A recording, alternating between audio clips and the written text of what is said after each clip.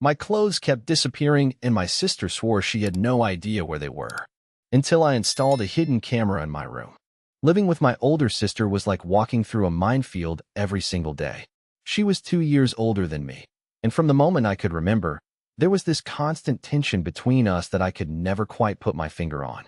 It wasn't the normal sibling rivalry that my friends talked about. This felt different, more intense, like she was always watching me with this strange mix of resentment and desire.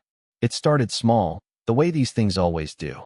I'd wake up in the morning and reach for my favorite hoodie, the soft gray one with the faded logo that I'd worn probably 100 times, and it just wouldn't be there.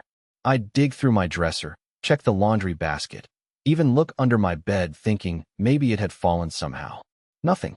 Then a few days later, I'd spot it crumpled up in the corner of her room when I walked past her open door. When I'd ask her about it, she'd get this look on her face, part confusion, part annoyance, and tell me I was being ridiculous. She'd say she had no idea how it got there. Maybe I left it in the bathroom, and she picked it up thinking it was hers. The excuses always sounded reasonable enough that I'd start doubting myself. Maybe I did leave it somewhere. Maybe I was being paranoid. But then it kept happening. My favorite pair of jeans, the ones that fit perfectly and made me feel confident, gone. My comfortable weekend shirts, my softest pajama pants, even my socks started disappearing. Not just any socks either, but the good ones, the ones that didn't have holes or loose elastic. I was starting to feel like I was losing my mind. Every morning became this exhausting routine of searching through my room, trying to piece together an outfit from whatever was left. I'd stand in front of my closet feeling frustrated and defeated before the day even started. My friends started commenting that I seemed to wear the same few outfits over and over, and I couldn't explain to them that half my wardrobe had mysteriously vanished. The worst part was how she'd react when I brought it up. She wouldn't just deny it. She'd make me feel guilty for even asking. She'd tear up and ask why I didn't trust her, why I always assumed the worst about her. She'd accuse me of being a terrible sister, of looking for reasons to start fights. Her voice would get shaky and hurt, and I'd end up feeling like the bad guy for even bringing it up. My parents always took her side. They'd give me these disappointed looks and tell me that family was more important than material things. They'd say she was my sister and would never steal from me, that I needed to be more trusting and less selfish. They made me feel like I was being petty and mean, like I was the problem in the family dynamic. I started keeping mental notes of everything in my closet, trying to create some kind of system that would help me prove what was happening. But she was smart about it. She never took everything at once, never took the things I wore most frequently. She'd wait until I hadn't worn something for a week or two, then it would just disappear. And when I'd find it in her room later, she always had an explanation ready. Sometimes she'd claim I had given it to her and forgotten about it. Other times she'd say she found it in the laundry room and brought it to her room to give back to me later. She'd act hurt that I didn't remember these conversations we'd supposedly had, making me question my own memory. Was I really that absent-minded? Had I actually told her she could borrow these things? The gaslighting was so subtle and consistent that I started writing things down in a notebook, trying to keep track of what was missing and when. I felt ridiculous doing it, like I was some kind of detective investigating my own family, but I needed something concrete to hold on to. The notebook filled up quickly, pages and pages of missing clothes, dates, and her various explanations. Things escalated when I started finding my clothes in her room more frequently. I'd be walking past and see something that was definitely mine hanging in her closet or thrown on her bed. When I'd confront her about it, she'd get defensive and claim she was just borrowing it, that she was planning to ask me but forgot. She'd say I was being controlling and possessive, that normal sisters shared clothes all the time. But I never gave her permission to take these things. I never even knew they were missing until I went looking for them. And when I'd ask her to please just ask me first before taking anything, she'd promise she would, but then it would happen again the next week. The breaking point came when I found my brand new sweater in her room, the one I'd saved up for months to buy, still with the tags on it. I hadn't even worn it yet. When I asked her about it, she completely lost it. She started screaming about how I was accusing her of being a thief, how I was a horrible sister who didn't trust her. She ran to our parents crying, telling them I was being mean to her and making her feel unwelcome in her own home. My parents sat me down for what felt like an intervention. They told me my behavior was unacceptable, that I was creating a toxic environment in the house. They said I needed to learn to share and be more considerate of my sister's feelings. They made me apologize to her while she sat there looking victorious, tears still fresh on her cheeks. That night, lying in bed feeling completely defeated and questioning my own sanity, I made a decision that would change everything. I was going to get proof. I researched small, hidden cameras online and found one that looked like a regular phone charger. It was perfect, something that would blend in completely with my room setup and wouldn't raise any suspicions. Update 1. The camera arrived 3 days later, and I set it up that evening when everyone was downstairs watching TV. My hands were shaking as I positioned it on my desk, angled perfectly to capture my closet and dresser. I felt guilty and excited and terrified all at the same time. Part of me hoped I wouldn't catch anything, that maybe I really was just being paranoid and my sister was innocent.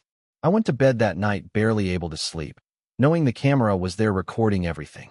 The next morning, I checked the footage on my phone while getting ready for school. Nothing unusual, just me getting dressed and ready for bed. I felt both relieved and disappointed. For the first week, the camera captured nothing but normal bedroom activities.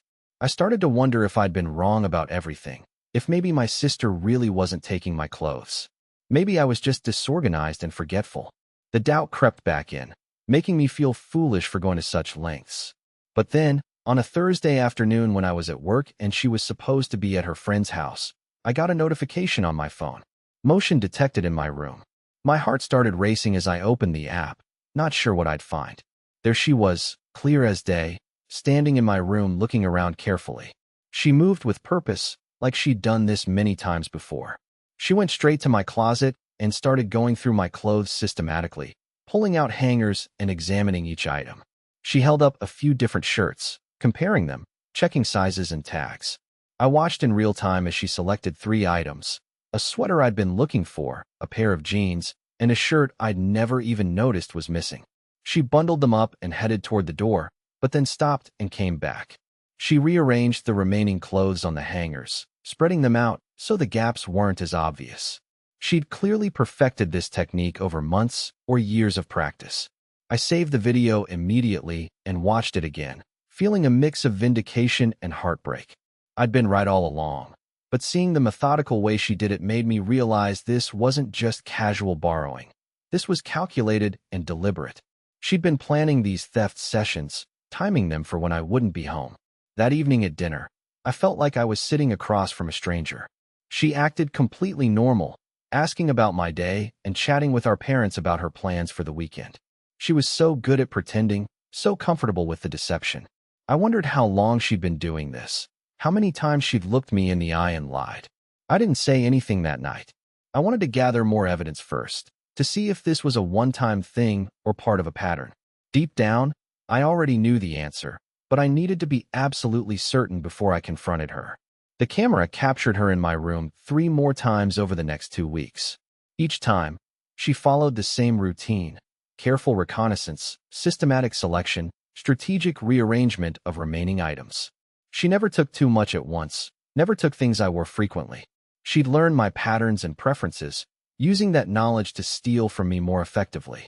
But the most disturbing footage came on a Sunday when our parents were out grocery shopping. She came into my room with a different energy, more frantic and frustrated. She pulled out several items and tried them on, getting increasingly agitated when things didn't fit properly. I watched her struggle with a dress that was too small for her, yanking at the fabric and getting visibly upset. Then she did something that made my blood run cold. She went to her room and came back with a pair of scissors. I watched in horror as she began cutting the dress, not just random cuts, but careful, deliberate ones designed to make it look like the fabric had torn naturally. When she was done, she hung it back up in my closet, positioning it so the cuts wouldn't be immediately visible. I realized this explained so many things that had been bothering me. Clothes that came back with mysterious tears or stains, items that seemed damaged in ways that didn't make sense. She hadn't just been stealing my clothes. She'd been destroying the ones that didn't fit her properly, then returning them to my room so I'd think I'd damaged them myself. The betrayal hit me like a physical blow. This wasn't just about borrowing clothes without permission. This was malicious and vindictive. She was actively sabotaging my belongings out of some twisted sense of jealousy or resentment. I sat in my car in the parking lot at work, watching the footage over and over, trying to process what I'd seen. Update 2. I spent the next few days in a strange state of emotional limbo. I had the evidence I needed, but I wasn't sure what to do with it.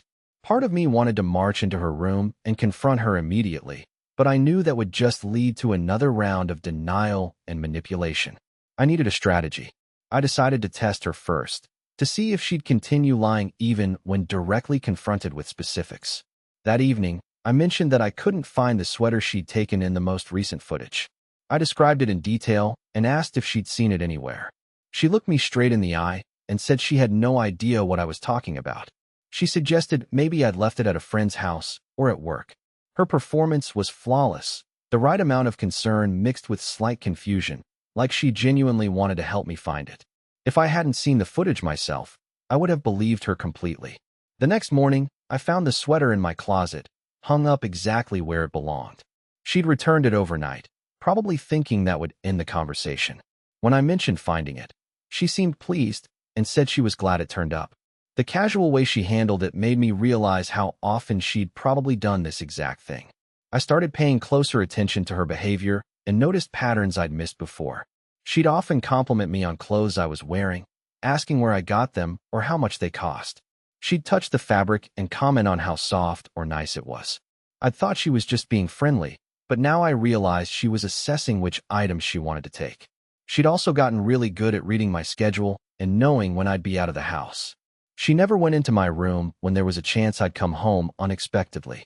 She'd learned my work schedule, my social plans, even my grocery shopping routine. The level of planning and observation was unsettling. I decided to tell my best friend about everything, showing her some of the footage. Her reaction was immediate and intense. She was furious on my behalf and couldn't understand how my parents had dismissed my concerns for so long. Having someone validate my experience felt incredible after months of being made to feel crazy. She helped me plan how to handle the confrontation. We decided I should approach my parents first, showing them the evidence before talking to my sister. If they saw the footage, they'd have to acknowledge what was happening and hopefully take it seriously.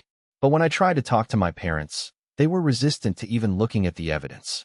They said I was being dramatic and invasive, that secretly recording my sister was a violation of trust and privacy. They were more upset about the camera than about what it had captured. They refused to watch the footage, saying they didn't want to be part of what they called my paranoid conspiracy theories. Their reaction was devastating. I'd finally gotten the proof I needed, but they wouldn't even look at it.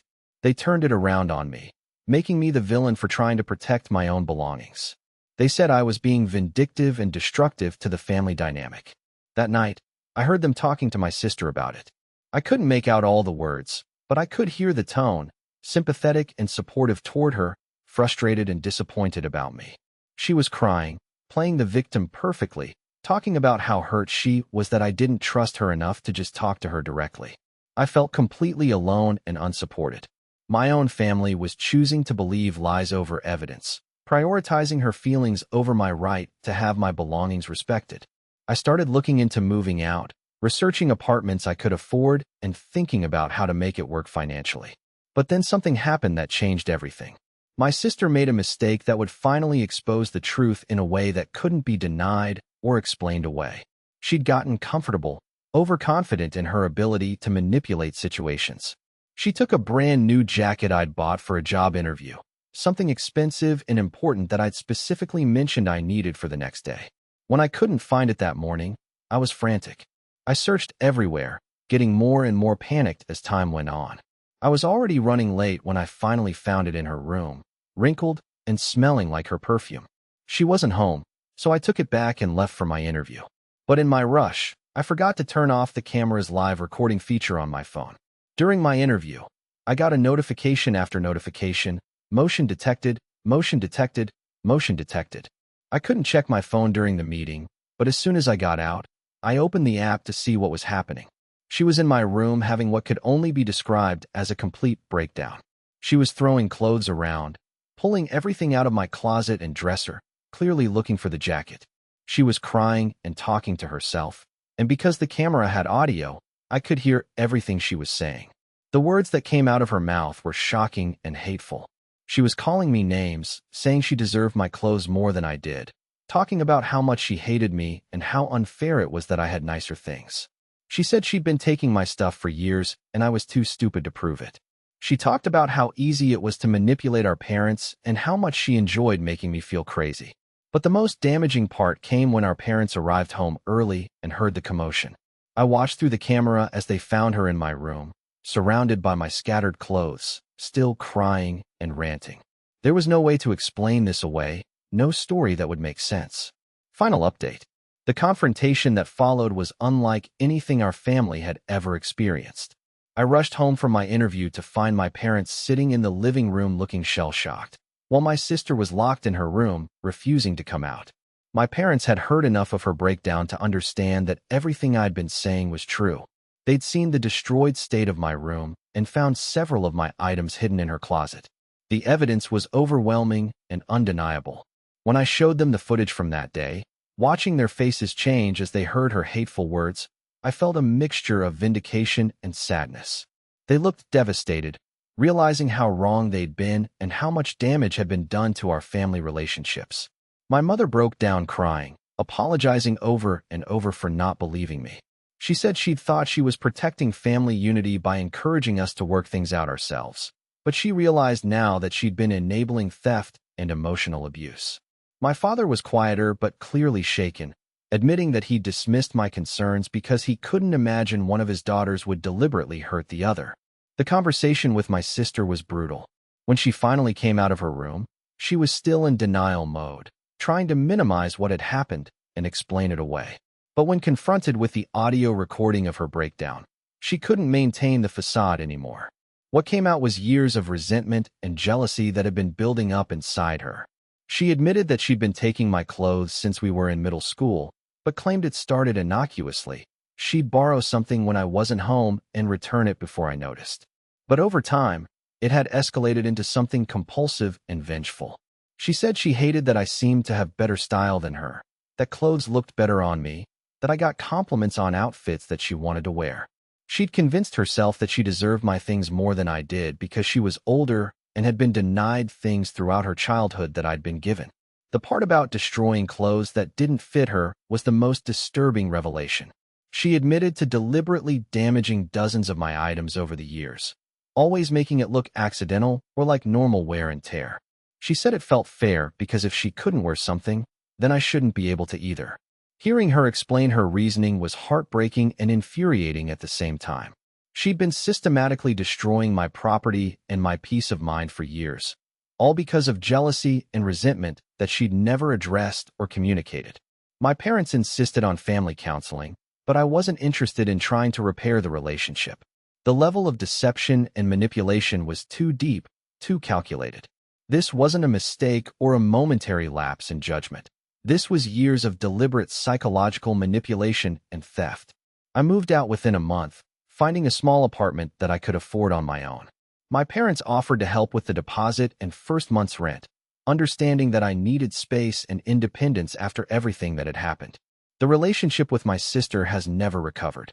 She's made attempts to apologize and reconnect, but I can't get past the image of her systematically going through my belongings or the sound of her voice saying those hateful things about me. The trust is completely broken, and I don't think it can be rebuilt. My parents and I have slowly worked on repairing our relationship. They've acknowledged their mistakes and have been more supportive, but there's still tension around family gatherings and holidays. They want us to reconcile as sisters, but they're beginning to understand that some damage can't be undone. Living on my own has been incredibly healing. I can leave my clothes in my closet and know they'll be there when I get home. I can buy something new without worrying about it disappearing. I can trust my own memory and instincts without constantly second-guessing myself. Sometimes I wonder what would have happened if I'd never installed that camera, if I'd continued to doubt myself and accept her manipulation. The thought makes me grateful for that moment of clarity when I decided to trust my instincts and seek the truth. The whole experience taught me that sometimes the people closest to us are capable of betraying us in ways we never imagined. It also taught me the importance of trusting myself and standing up for what I know to be true, even when everyone else is telling me I'm wrong. My sister still lives at home, and according to my parents, she's been getting help for her issues with jealousy and compulsive behavior. I hope she finds peace and learns healthier ways to deal with her emotions. But that's her journey to take, and I'm no longer willing to be collateral damage in her personal struggles. I've rebuilt my wardrobe slowly, choosing pieces that make me feel confident and happy.